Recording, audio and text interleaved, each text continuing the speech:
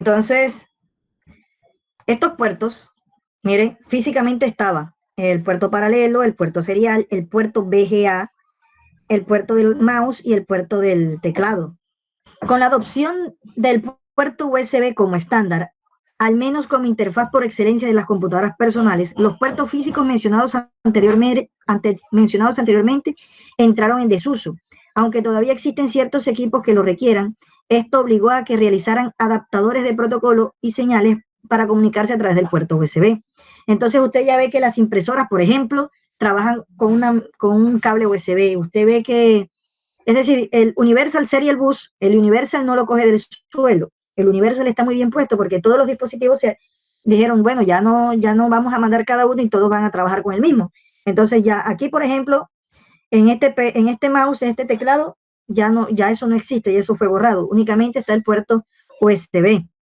Y los mouse son USB, los teclados son USB y las impresoras son USB. Entonces, con eso que decimos, con eso lo que queremos decir es que todos los dispositivos han ido migrando paulatinamente al estándar USB. Eso ha sido una máxima en la historia reciente y sabemos que el USB ha tenido varias estaciones, el USB 1, el USB 2, el USB 3 y cada vez a mayores tasas de velocidad y con mejores prestaciones y rendimiento.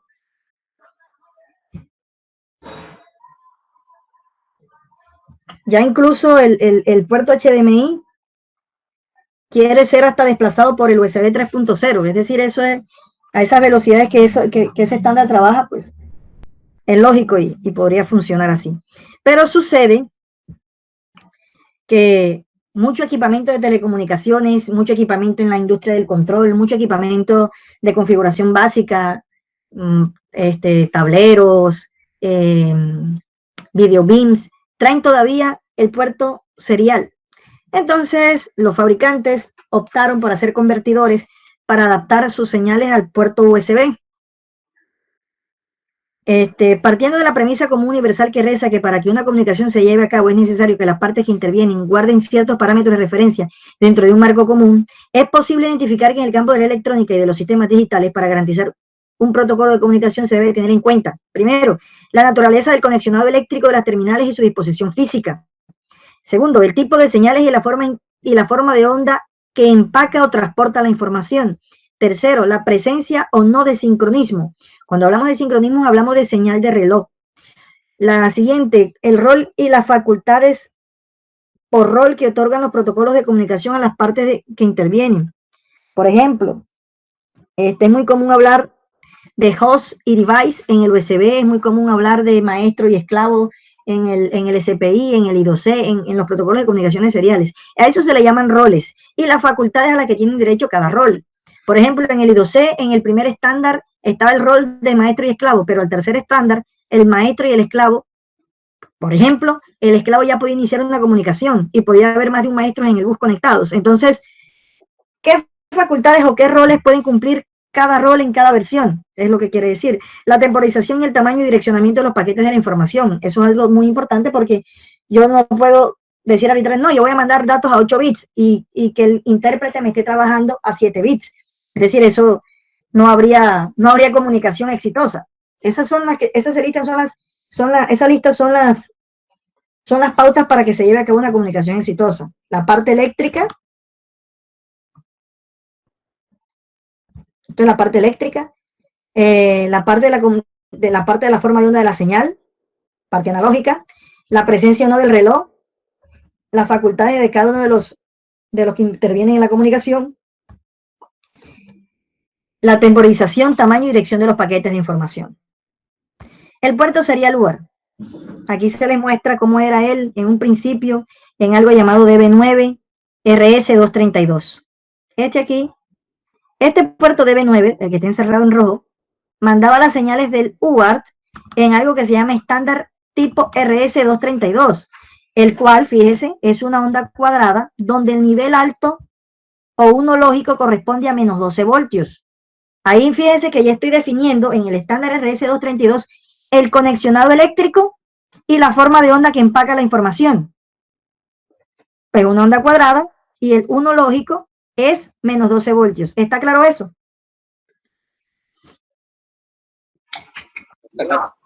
Eso en el RS232. Entonces, el estado idle de la comunicación también es menos 12 voltios. Es decir, si el bus no se está utilizando, la línea debe estar a menos 12 voltios. El cero de esa comunicación de la RS-232 era 12 voltios. Aquí se le explica que el estado idle es la condición en donde el bus está desocupado, pero está disponible para trabajar. Aquí se muestra un ejemplo en esta imagen, cómo era la transición de los datos. Miren, estado idle, menos 12 voltios. Llegó el bit de start, 0 voltios, el bit menos significativo, el 1, 0, 0, 0, 0, 0, 1, 0, y el bit de stop. ¿Vale? Entonces, pero eso era la señal de UART montada en un estándar RS-232. Hoy por hoy, ya trabajamos el UART a niveles TTL, es decir, el cero lógico, el cero de la información, el cero del bit que se envía corresponde a 0 voltios y el 1 lógico corresponde a 3.3, 3.6 o 5 voltios, dependiendo de la configuración de la alimentación de voltaje que esté trabajando el dispositivo. ¿Está eso claro? Claro. Bueno, entonces, continuamos aquí. Aquí estamos definiendo la parte física de los pines, nos dice, y la presencia o no de sincronismo. Respecto al conexionado eléctrico inicial, es posible decir que se daba a través del conector de B9 en aquel momento, bajo estándar RS-232, el cual se observa en la figura 1, que es lo que acabo de hablar. Cada dispositivo para comunicarse básicamente requiere dos pines, TX y RX, y el pin GND, pues deben tener en común la tierra. De los cuales el pin TX y RX deben conectarse en forma cruzada, es decir, TX de un dispositivo vale RX del otro, y el RX de uno va al TX del otro. ¿Eso se entiende la razón del por qué? Hay un pin por el que salen los datos de un dispositivo y esos pines de salida, esos flujos de datos de salida deben entrar al pin de recepción de datos del otro. ¿Eso se entiende? ¿Eso está claro? Ok, sí, entendido. Perfecto. Y viceversa. Aquí no se puede TX con TX, RX con RX. No, señor. Eso no da información. Aquí esa comunidad no entra. ¿Vale? En el asunto del protocolo UART, no se logra identificar preferentemente un maestro o un esclavo, es decir, los roles de ambos son equiparables. Cualquiera de las dos partes puede iniciar en cualquier momento una transacción. Yo supongo que, ¿o hay alguna duda respecto a esa afirmación que acabo de hacer?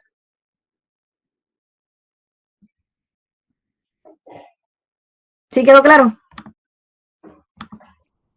Pues si puede repetir un poco esa parte. En el protocolo UART no se define un maestro o un esclavo. En el protocolo UART simplemente hay dos estaciones y ambas estaciones pueden enviar y ambas estaciones pueden recibir datos. Es decir, no hay ninguna preferencia sobre ninguno. Ambos tienen un TX, ambos tienen un RX. En cualquier momento, cualquiera de los dos puede iniciar la comunicación. En cualquier momento, cualquiera de los dos puede enviar un dato. ¿Vale? Ok. ¿Para los demás está claro lo que he dicho? Sí, señor. Sí, ingeniero, sí. Listo, pues. Ahora, cada transferencia, escuche esto que es muy importante, cada transferencia consta de un bit de inicio, que no es de información, simplemente informa que la transferencia comienza. 7 u 8 bits de datos, es decir, eso es configurable, si usted va a mandar a 7 o a 8 bits de datos. Un bit de paridad para corrección de errores y 1, 1.5 o 2 bits de stop o 2 bits de parada. Es decir, son tiempos de bits en los cuales no se hace nada, pero se da tiempo para la máquina para que procese y reciba otra información. A eso se le llama bit de parada o bit de stop. ¿Hasta ahí vamos bien? Ok. Listo. Esto designa el nombre de la conexión establecida. Por ejemplo, 8N1 significa que son 8 bits de stop, perdón, 8 bits de datos que se van a enviar de información, 8 bits de información, es decir, un byte completo. N paridad quiere decir, la N es de paridad ninguna, paridad non en inglés, paridad ninguna. Es decir, no hay paridad, es decir, no se van a corregir errores o no simplemente no se van a detectar. Un bit de stop, eso quiere decir 8N1. 8N1. 8 bits de datos, paridad ninguna, un bit de stop. Otro ejemplo, 7E1.5. Quiere decir que habrá un bit de datos. E es paridad, paridad tipo par, de even en inglés. 1.5 bit de stops. Cualquiera viene y me pregunta, ingeniero, ¿yo cómo saco medio bit? Es decir, 0.5 bits, ¿cómo lo saco? Si todos decimos que hay o no hay un bit de información. La contestación es la siguiente y es muy simple. Sucede que esto está determinado por tiempos. Miren esta imagen. Entonces, si cada uno de estos tiempos, por ejemplo, mide 1 milisegundo, cada uno de estos tiempos de bits debe valer 1 milisegundo, todos deben estar de acuerdo en que debe valer 1 milisegundo. Entonces, el último bit de stop no va a valer 1 milisegundo, sino debe valer ¿cuánto? ¿Cuánto debe demorar? 500 micro o medio milisegundo. O medio milisegundo, sí señor, así es. Entonces, ya ahí nos introducimos a lo siguiente. Cada bit de la transacción demora un tiempo establecido, que es configurado por el fabricante del dispositivo o por el usuario. En la vida real, el usuario escoge entre las que ofrece el fabricante y la configura. Este tiempo se obtiene a partir de algo llamado baud rate, término importante, baud rate, el cual indica el número máximo de bits que se pueden transferir durante un segundo. Repito, el baud rate es el número máximo de bits que se pueden enviar durante un segundo. Por ejemplo, para un baud rate estándar de 9600 baudios, un baudio es un bit por segundo de tipo 8N1 es, observen esto, es decir, un bit de dato, un bit de estar, un bit de dato, 8 bits de dato, 0 bits de paridad, un bit de stop. Hasta ahí vamos bien. Quiere decir que para yo mandar un dato por segundo, un byte de información, un byte de información, es requerido 10 baudios, o lo que es lo mismo, 10 bits. Pero eso porque estamos trabajando a 8N1, a 8 bits de datos, a un bit de start y un bit de stop. Si usted suma eso, 8 más 1 más 1 da 10. Por tanto, para yo enviar un paquete de un byte de información, requiero de 10 baudios. ¿Está claro ese asunto? Sí, señor. Sí. Por tanto, si el fabricante me dice que el dispositivo se comunica a 9600 baudios, me está diciendo que son 9600 bits por segundo. Y si yo quiero saber cuántos datos están viajando en esa transferencia, 9600 baudios entre 10 bits, estaríamos hablando que son 960 datos en un segundo. Y cada dato le toma viajar 1041.67 milisegundos. Y el tiempo de bits corresponde a 1 entre el baud rate. En este caso, el baud rate es 9600. Entonces, un bit en alto demora 104.167 microsegundos. ¿Eso fue entendido? Sí. Claro, claro. Excelente. Entonces, aquí se les muestra opciones comerciales de convertidores USB a serial. Opciones comerciales de un convertidor USB a serial. ¿Vale? Yo ahorita, para este laboratorio, obviamente me toca recibírselos en simulación. En el simulador, usted va a encontrar un puerto COM disponible.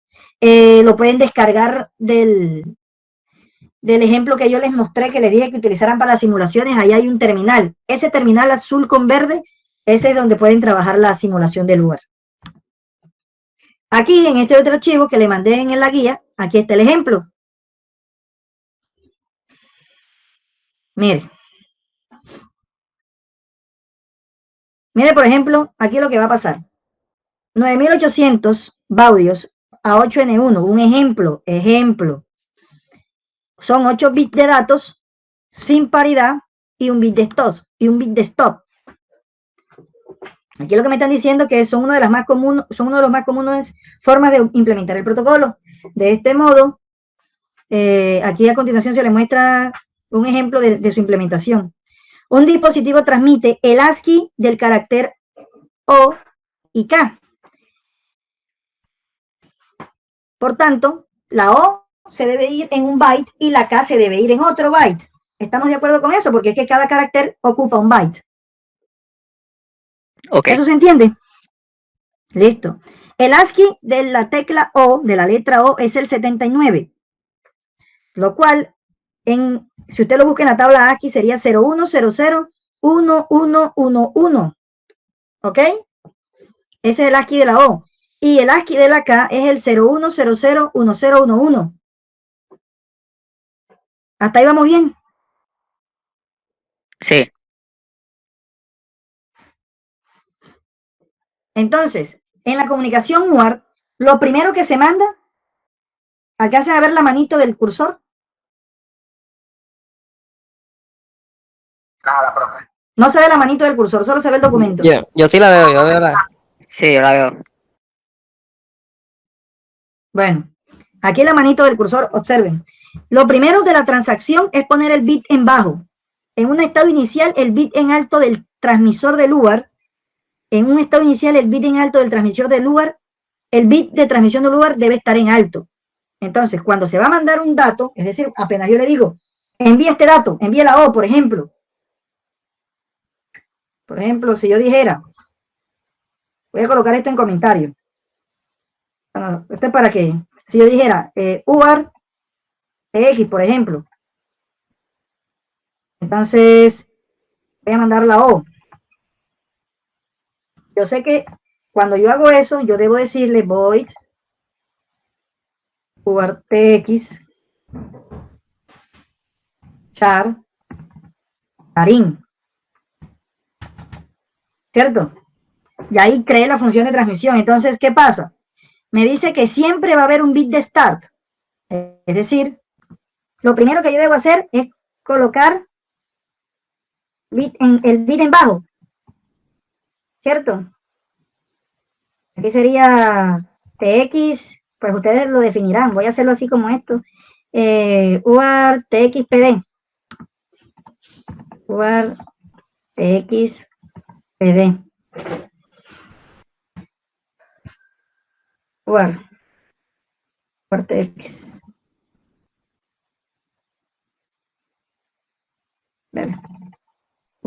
UART por TX.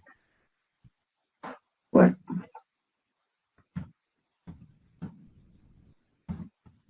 El RX.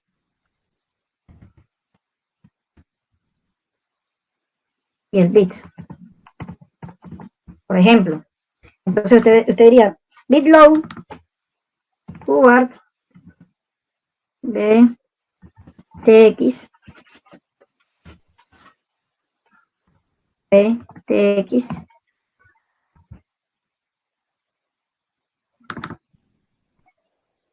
y ahí estaría colocando en bajo el pin del UART. ¿Eso está claro?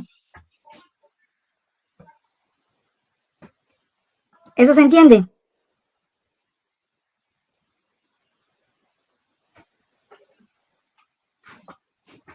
¿Me escuchan? Sí, profesor.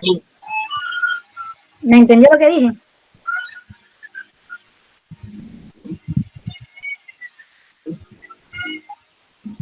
Que si me entendió lo que acabo de explicar. Pues sí, entenderse sí se entiende. Todavía no cuando uno lo va a realizar. Sí, ahí de manera general, pues se entiende. Listo. Entonces, el primer paso es colocar el bit en bajo. El bit de start, que es colocarlo en bajo. El siguiente paso es el bit 0. El bit 0, mire que aquí se envía, es del menos significativo al más significativo. Obsérvelo, bit 0, bit 1, bit 2, bit 3, bit 4, bit 5, bit 6, bit 7. Va del menos significativo al más significativo. Entonces, una vez yo lo coloco en bajo, yo debo esperar. Si es a 9600, ¿cuánto tiempo debo esperar? 104.167 microsegundos. ¿Cierto? Entonces, como yo no puedo sacarle el punto, yo simplemente digo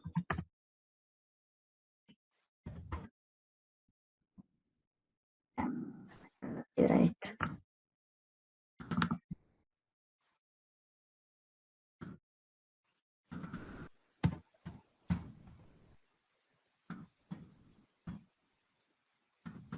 Es 104. Ahí estaría dándole un respaldo de 104 microsegundos. Ahí estaría en bajo. ¿Durante cuánto? Durante 104 microsegundos. ¿Hasta ahí vamos bien? Sí, perfecto. Ahora, yo pregunto, como yo debo enviar el bit 0 de la variable que está entrando, pues yo vengo y pregunto por el estado del bit 0. ¿Cómo pregunto? Lo mismo que hicimos ahorita. If bit. Voy a tomarlo de aquí porque ya está hechecito.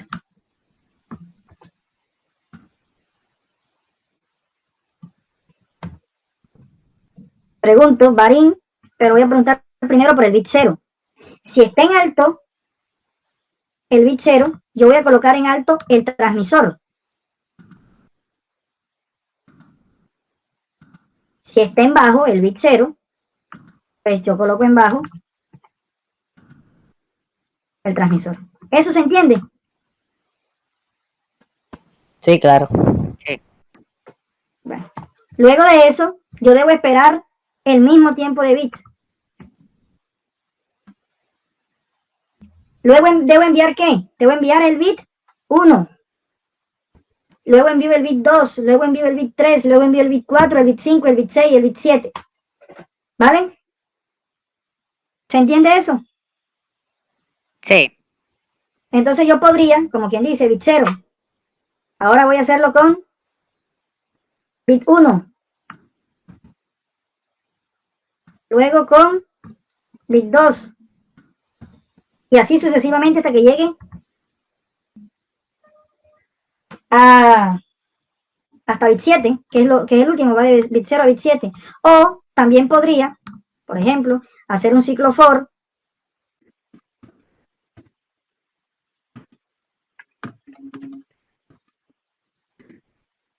o un ciclo while.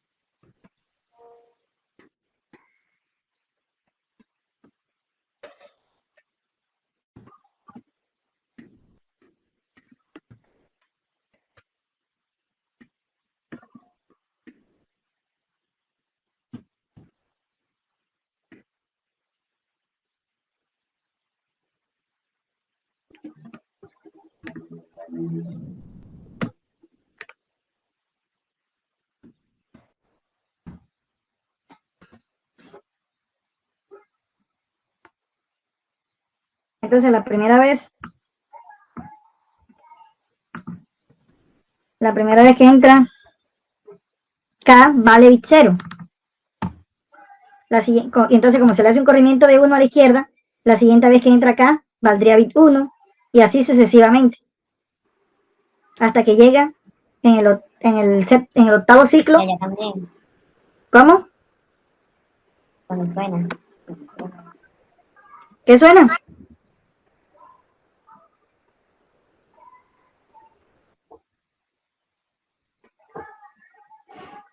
¿Qué me dicen? ¿Vamos Oye, bien? sí, vamos bien. Entonces, luego de que se mandan los 8 bits, 0, bit 1, bit 2, bit 3, bit 4, bit 5, bit 6, bit 7, luego viene el bit de stop. Es decir, es un alto, siempre va a ser un alto, porque estamos a 8N1, un bit de stop. Entonces, sería, obligamos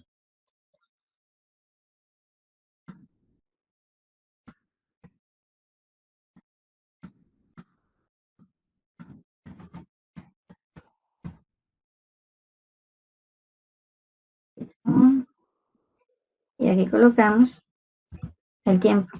Este sería el stop. Colocamos en alto el pin de lugar y luego damos el retardo de 104 microsegundos. Usted puede hacerlo así dentro del while o simplemente ir copiando uno debajo de otro para preguntar por bit 7, para preguntar por bit 6, bit 5, bit 4, bit 3, bit 2, bit 1 y bit 0. Bueno, en este caso sería primero bit 0, después bit 1, después bit 2, después bit 3, después bit 4, después bit 5, después bit 6 y después bit 7. ¿Vale? Las dos formas son válidas. Luego de que se envíe, luego de los bits de información viene el bit de stop, que sería este.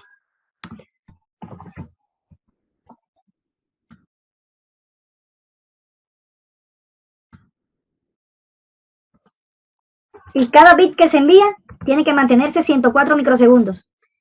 104 microsegundos, 104 microsegundos. Porque estamos trabajando 9600 baudios.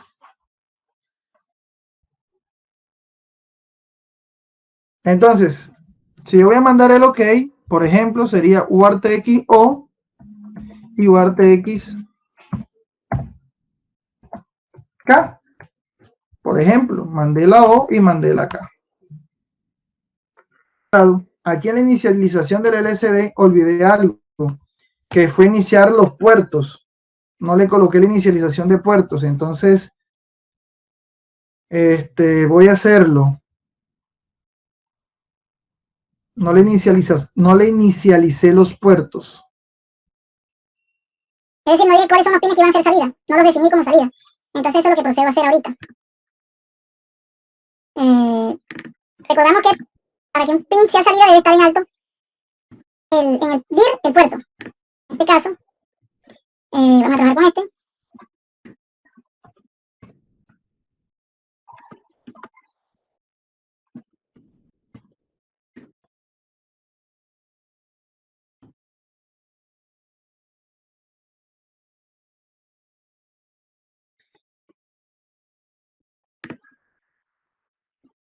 Ahora viene enable y RS.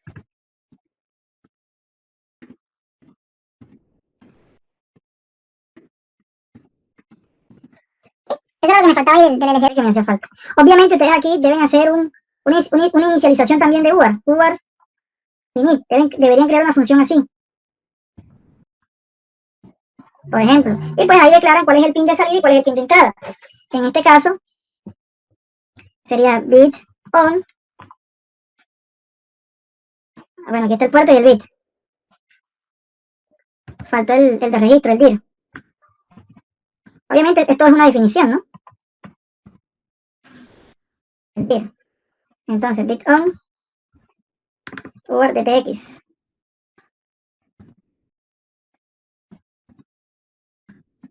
Y en su respectivo caso,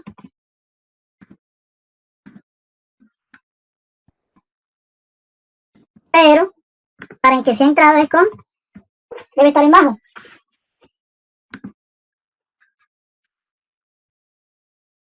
Debe estar en bajo.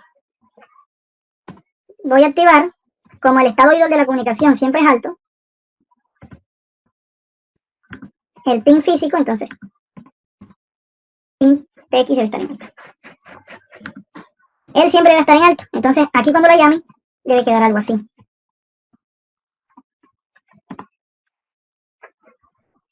Y pues, y aquí son cuestiones de copiar las definiciones.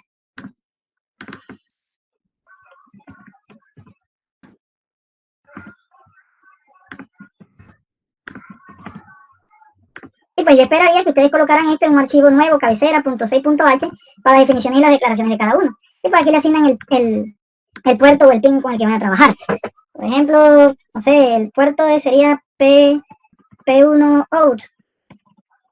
Por ejemplo, P2 RX sería con IN.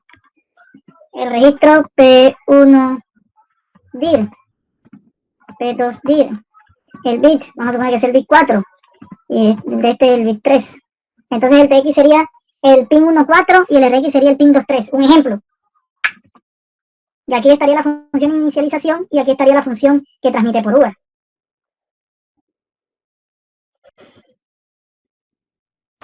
Para los que se quedaron al final de la clase, en este tiempo extra, pues